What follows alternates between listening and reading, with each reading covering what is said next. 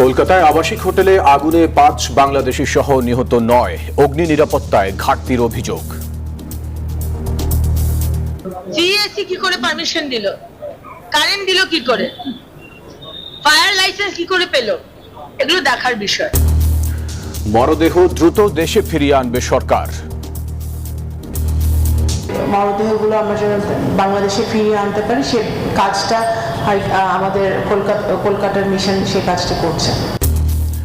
কুষ্টিয়ায় শোকের মাতম। কাল রাষ্ট্রপতির নির্বাচনের ভোট গ্রহণ, গণতান্ত্রিক বিকাশে মাইল ফলক বলছেন রাষ্ট্রবিজ্ঞানীরা। রেজাল্ট কি হবে সেটি তো আগে চিন্তা করার বিষয় না, কারণ গণতন্ত্রের চর্চাটা এখানে খুব গুরুত্বপূর্ণ। শপথ শুক্রবার সন্ধ্যায়। ২১ তারিখ সন্ধ্যা ৭:৩০ সময় বঙ্গভবনে শপথ হবে ইনশাআল্লাহ। একনেক সভায় ৯,৩৩৩ কোটি টাকার ১০ প্রকল্প অনুমোদন। সড়কে স্থায়িত্ব নিশ্চিতে রাবার বিটুমিন ব্যবহারের পরামর্শ প্রধানমন্ত্রীর। প্রথম বছরে ১০০ কিলোমিটার এবং পরবর্তী বছরগুলোতে অভিজ্ঞতা সাপেক্ষে এটা প্রয়োজনীয় ভাবে বাড়ানোর ব্যাপারে এখানে প্রস্তাব আছে। দুদকে কাজ শুরু, আসাদুজ্জামান নেতৃত্বাধীন নতুন কমিশনের চাপমুক্ত থেকে দুর্নীতির বিরুদ্ধে কাজ করার অঙ্গীকার।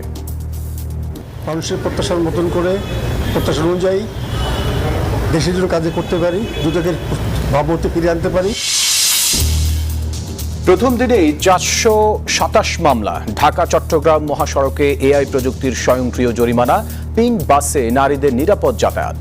আজকে বাসে উঠে অনেক ভালো লাগছে যে নিউ মার্কেট নেমে অন্তত হেঁটে তো যেতে পারবো। স্বাচ্ছন্দ্য তো অবশ্যই লাগবে, আমাদের ছেলেদের সাথে আর মেলামেশা করে যেতে হবে না, এটি আমাদের জন্য ভালো। কারাগার থেকে মুক্ত সাবেক প্রধান বিচারপতি খায়রুল হক, স্বামীকে শেষ বিদায় জানাতে কাল ১২ ঘন্টার প্যারোলে মুক্তি পাচ্ছেন দীপু। স্বাগত নিউজ 24 সংবাদে আপনাদের সাথে আছে আমি তাসনিম অর্থী এবং আমি ফয়সাল মাহমুদ। দর্শক দেখছিলেন বিআরবি কেবলস সংবাদ শিরোনামগুলি। জানাবো পুরো খবর। কলকাতার একটি হোটেলে ভয়াবহ অগ্নিকাণ্ডে প্রাণ গেল ৫ বাংলাদেশি সহ ৯ জনের। এমন ঘটনায় অনুমোদনহীন হোটেল ব্যবসায়ীদের বিরুদ্ধে কঠোর ব্যবস্থা নেওয়ার আশ্বাস দিয়েছে পশ্চিমবঙ্গ সরকার। ভোররাতে নিউ মার্কেট সংলগ্ন মির্জা গালিব স্ট্রিটে এই অগ্নিকাণ্ডের ঘটনা ঘটে। একটি আগুন শুধু কয়েকটি প্রাণ কেড়ে নেয়নি, নিভিয়ে দিয়েছে বাংলাদেশে অপেক্ষায় থাকা বহু স্বজনের আলো। চিকিৎসার আশায় কলকাতায় যাওয়া মানুষগুলোর জন্য যে শহর ছিল সুস্থ হয়ে ফেরার ঠিকানা, সেই কলকাতাতেই এখন স্বজনদের কান্না। মির্জা গালিব স্ট্রিটের হোটেলে ভয়াবহ আগুনে প্রাণ গেছে ৫ বাংলাদেশি সহ অন্তত ৯ জনের। নিহত বাংলাদেশিদের মধ্যে ৪ জনই একই পরিবারের সদস্য, আহত আরও ৬ বাংলাদেশি। ফায়ার সার্ভিস টিম যারা ছিল তারা আসলে আমাদের কাছে বলতেছে আপনারা তাড়াতাড়ি বের হন আমাদের সঙ্গে।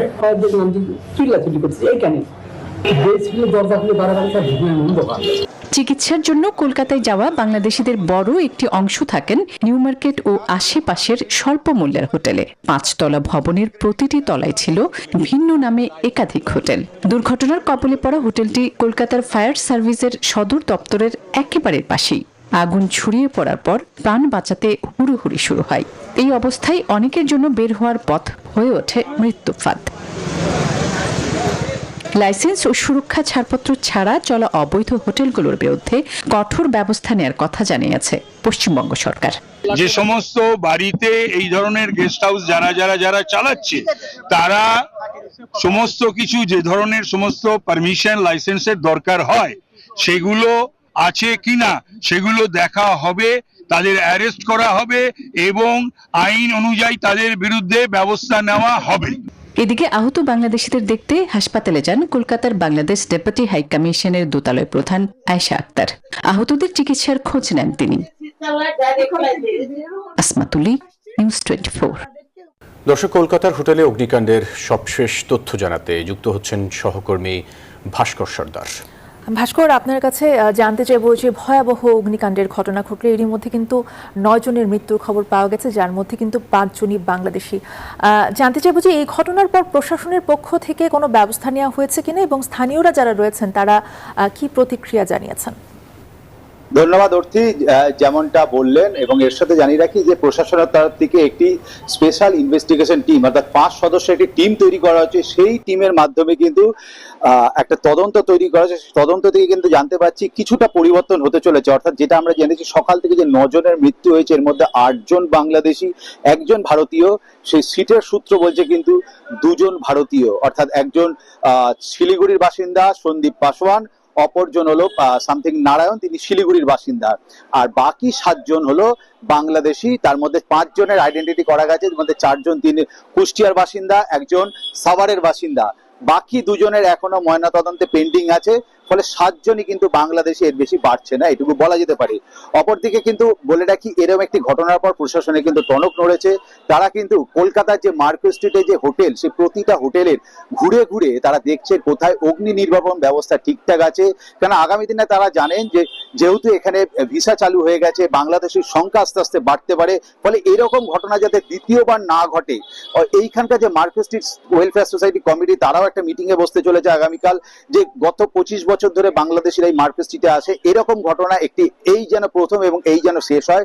এই অগ্নি নির্বাপন ব্যবস্থা যেন প্রতিটা হোটেলে থাকে, লিফটে যেন থাকে, এরকম সমস্ত ঘটনা যেন থাকে, যাতে আগামী দিনে কোনো বাংলাদেশি বা কোনো বিদেশি যেন এরকম ভাবে বিপদের মুখে পড়তে না হয়। প্রশাসনের পাশাপাশি কিন্তু স্থানীয়রাও কিন্তু জোর বেঁধে লেগেছে। এখনো পর্যন্ত সর্বশেষ তথ্য বলে রাখি, প্রথম নিউজ 24 পর্দায় বলছি যে 7 জন বাংলাদেশি 8 জন থেকে কমে 7 জন হতে চলেছে। সর্বশেষ তথ্য এটাই থাকছে কলকাতা থেকে এখনো আমার কাছে।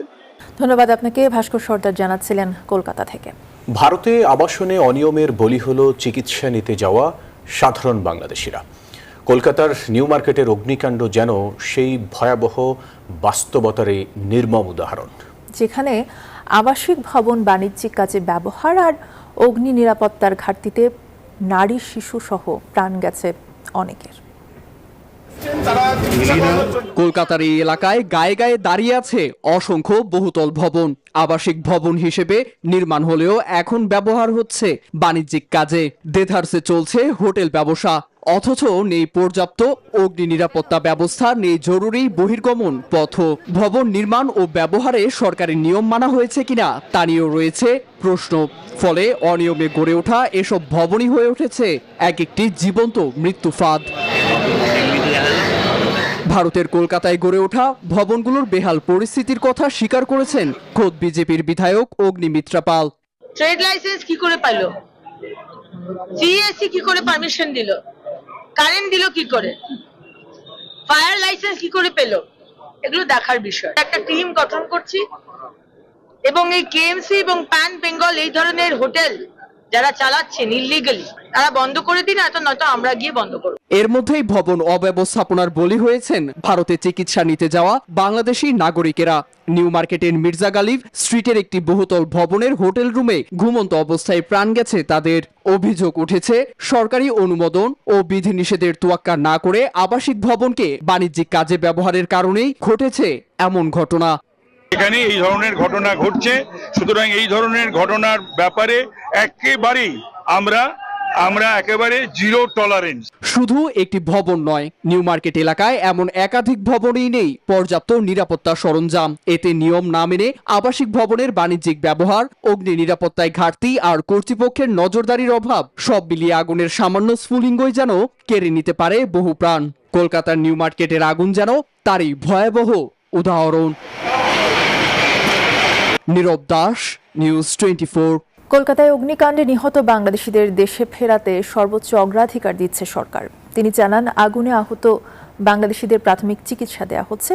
যে কোনো সহায়তার জন্য সার্বক্ষণিক হেল্পলাইন চালু করেছে কলকাতার বাংলাদেশ উপ হাইকমিশন। দুপুরে পররাষ্ট্র মন্ত্রণালয়ের সংবাদ সম্মেলনে এই কথা জানান পররাষ্ট্র প্রতিমন্ত্রী শামা ওবায়েদ। ইতিমধ্যেই আমাদের মিশন কলকাতায় যারা নিহত হয়েছেন সেই পরিবারের সদস্যদের সাথে যোগাযোগ করেছে দ্রুততর সময়ে, কারণ শনাক্ত শেষ হলে এবং সব ফর্মালিটিস কমপ্লিট হলে দ্রুততম সময় আমাদের এই মরদেহগুলো আমরা যেন বাংলাদেশে ফিরিয়ে আনতে পারি, সে কাজটা আমাদের কলকাতার মিশন সেই কাজটি করছে। কলকাতার নিউ মার্কেট এলাকার আবাসিক হোটেলের আগুনে প্রাণ হারিয়েছেন কুষ্টিয়ার একই পরিবারের 4 জন। এই ঘটনায় নিহত হন সাভারের এক ব্যবসায়ীও। প্রতিনিধিদের পাঠানো তথ্যচিত্রে বিস্তারিত ডেস্ক রিপোর্টে। কথা ছিল চিকিৎসা শেষে ফিরবেন দেশে, মায়ের জন্য আনবেন বাহারি জিনিস, তা আর হলো না। কুষ্টিয়ার সাংবাদিক দেবাশিস দত্ত এখন ফিরবেন কফিন বন্দী হয়ে। কত জিনিস কিনেছি তোমার জন্য, কালকে বাড়ি যাবো।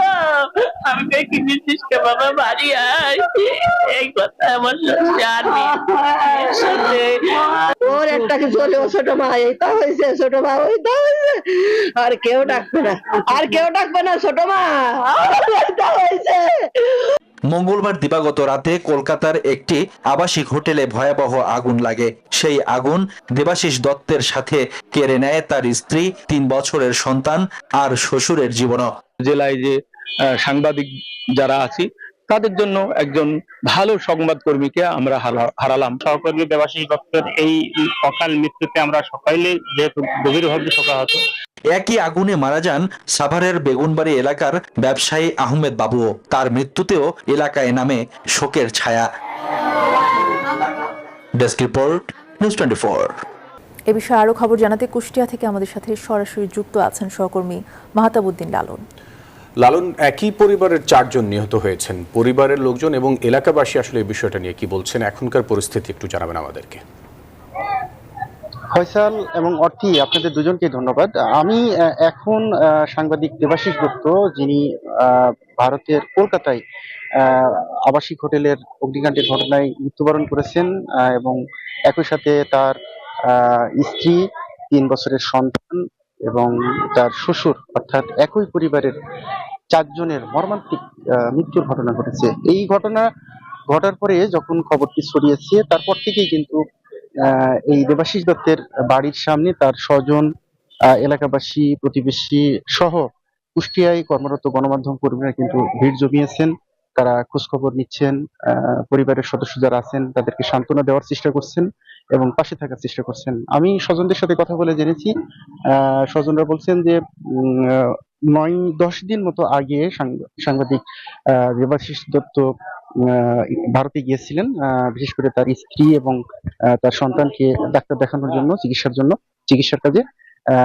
আজকে ভোর রাতে তাদের বাংলাদেশে ফিরে আসার কথা ছিল, অর্থাৎ যখন এই আগুনটি লাগে তখন রাত 2টা, আর 3-3.5 ঘন্টা পরেই হয়তো তিনি বাংলাদেশের উদ্দেশ্যে রওনা দিতেন, কিন্তু সেটিও হলো না। এই অন্তিম যাত্রায় তাকে এখন কফিন বন্দী হয়ে বাংলাদেশে ফিরতে হবে। ইতিমধ্যে কিন্তু বাংলাদেশ হাই কমিশনের পক্ষ থেকে দেবাশিসের পরিবারের সাথে যোগাযোগ করা হয়েছে। লাশ ফেরত আনার কার্যক্রম কিন্তু চলছে। আগামীকালকের মধ্যে হয়তো বা লাশ কুষ্টিয়াতে এসে পৌঁছাতে পারে বলে তারা জানাচ্ছেন।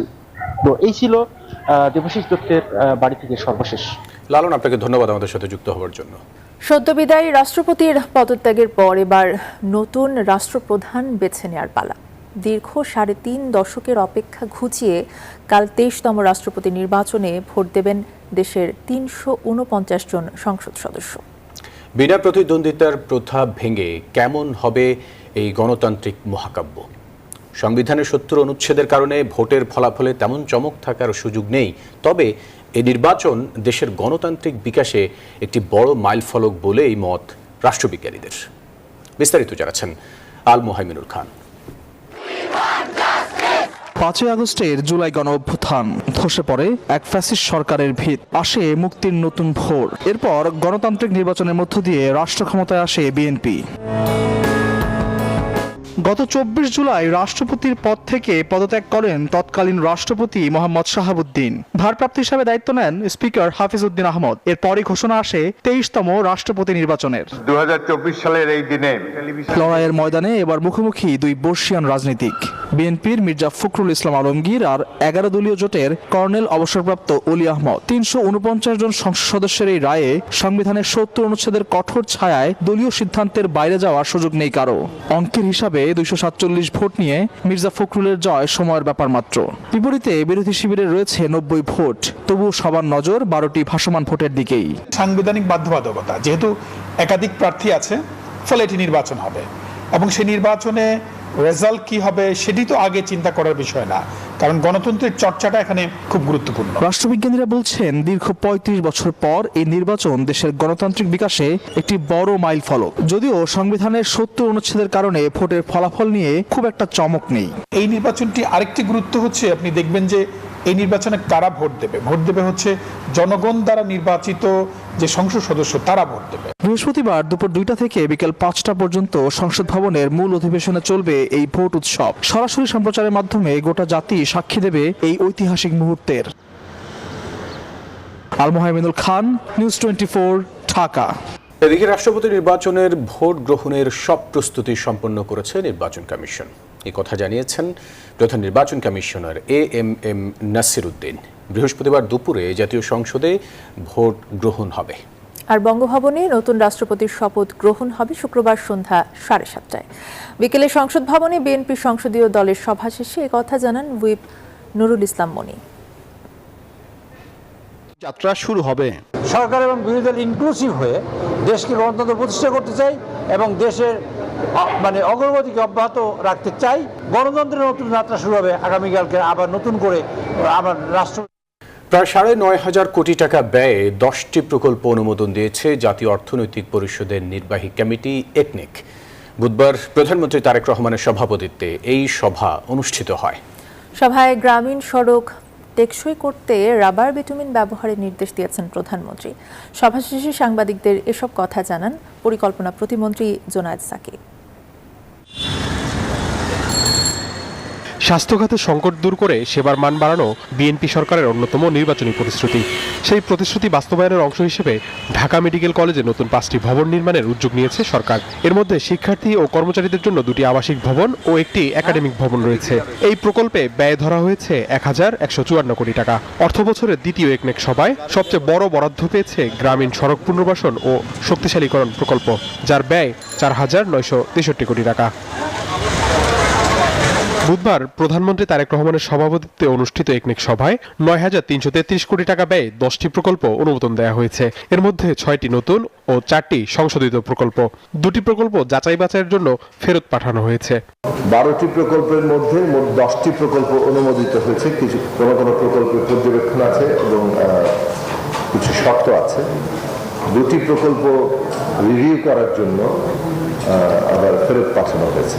সবাই গ্রামীণ সড়ক টেকসই করতে রাবার বিটুমিন ব্যবহারের নির্দেশ দিয়েছে প্রধানমন্ত্রী। পাশাপাশি রামু সেনানিবাসের অবকাঠামো উন্নয়নে প্রাকৃতিক পরিবেশ অক্ষুণ্ণ রাখার নির্দেশনাও দিয়েছেন তিনি, জানান পরিকল্পনা প্রতিমন্ত্রী।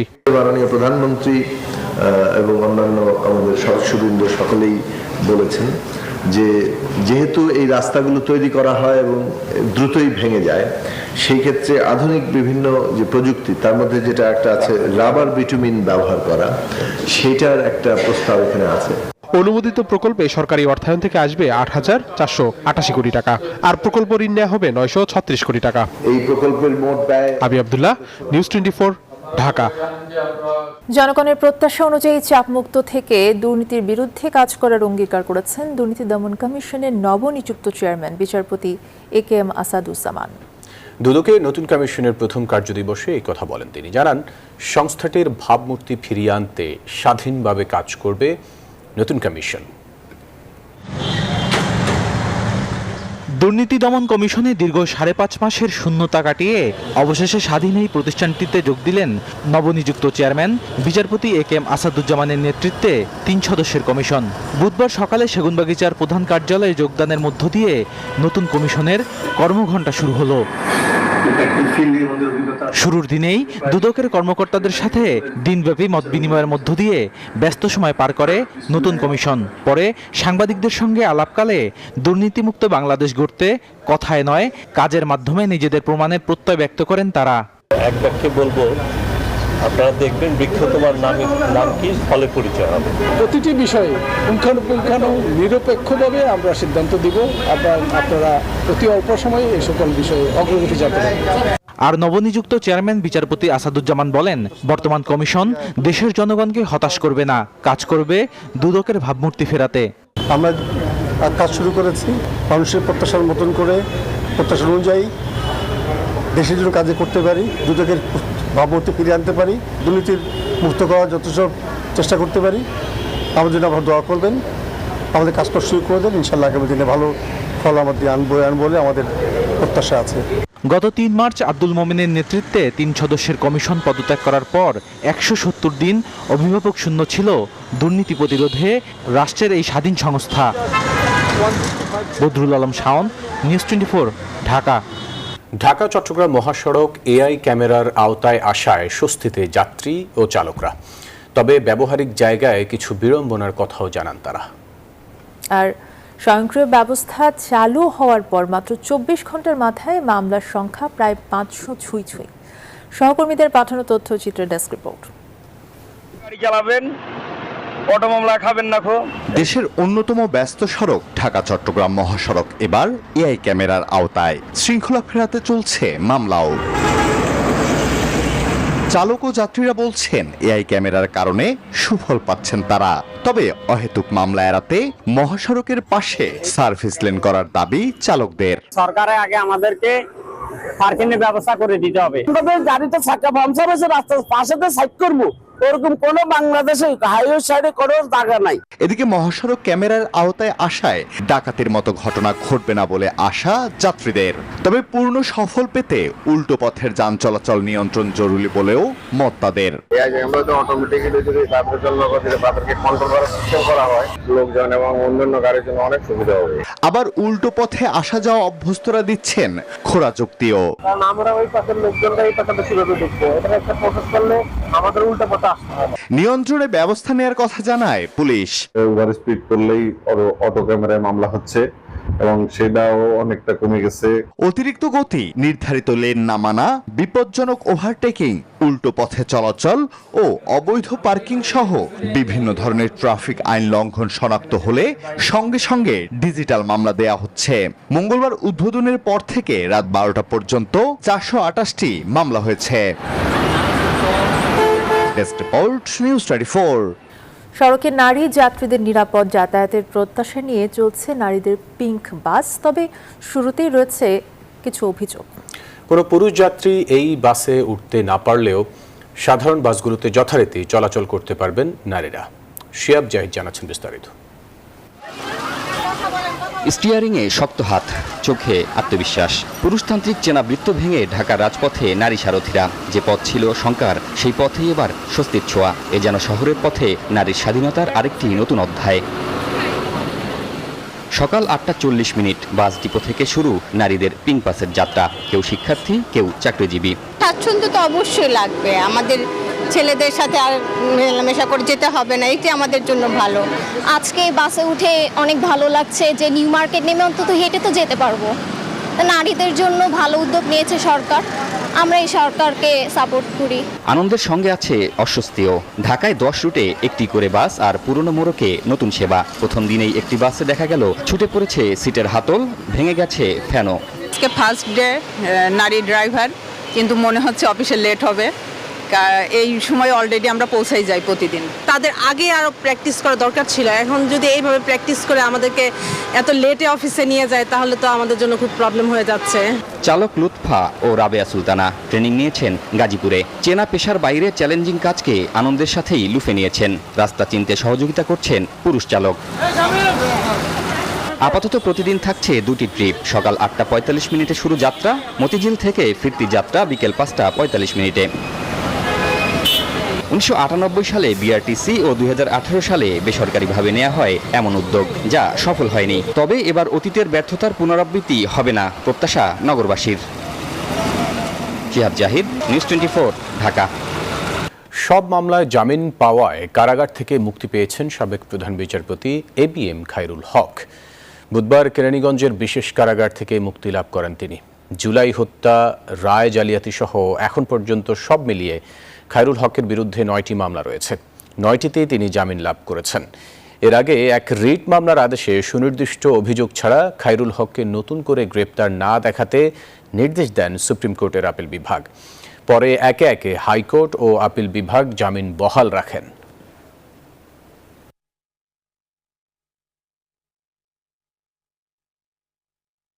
স্বামী ব্যারিস্টার তৌফিক নেওয়াজকে শেষ বিদায় জানাতে 12 ঘন্টার জন্য প্যারোলে মুক্তি পাচ্ছেন সাবেক মন্ত্রী ও কার্যক্রম নিষিদ্ধ আওয়ামী লীগের যুগ্ম সাধারণ সম্পাদক দীপু মনি। মুন্সিগঞ্জের জেলা ম্যাজিস্ট্রেট ও জেলা প্রশাসক সৈয়দা নূরমহল আশরাফি আগামীকাল বৃহস্পতিবার সকাল 6টা থেকে সন্ধ্যা 6টা পর্যন্ত তার প্যারোলে মুক্তির আবেদন মঞ্জুর করেছেন। মঙ্গলবার রাজধানীর একটি হাসপাতালে চিকিৎসাধীন অবস্থায় মারা যান দীপু মনির স্বামী ব্যারিস্টার তৌফিক নেওয়াজ। দেশের সাধারণ গ্রাহকদের স্বার্থে সিম ট্যাক্স সম্পূর্ণ প্রত্যাহারের সিদ্ধান্ত নিয়েছে সরকার। এর সুফল যাতে দেশের প্রতিটি প্রান্তের মানুষ পায় তা নিশ্চিত করাই সরকারের অন্যতম লক্ষ্য, এমনটা জানিয়েছেন ডাক ও টেলিযোগাযোগ মন্ত্রী ফকির মাহবুব আনাম। দুপুরে রাজধানীর আগারগাঁওয়ে এক আয়োজনে এসব কথা জানান তিনি। সংশ্লিষ্টরা বলছেন, এই খাতের টেকসই উন্নয়নে বিদেশি বিনিয়োগ আকর্ষণ করা বড় challenge. A family to be really come together and work together to be successful, and that's our core intention. The minister and I, we are really trying to focus and work together to really take this industry to the next level. দর্শক, এই ছিল news 24 সংবাদে। ধন্যবাদ সাথে থাকার জন্য।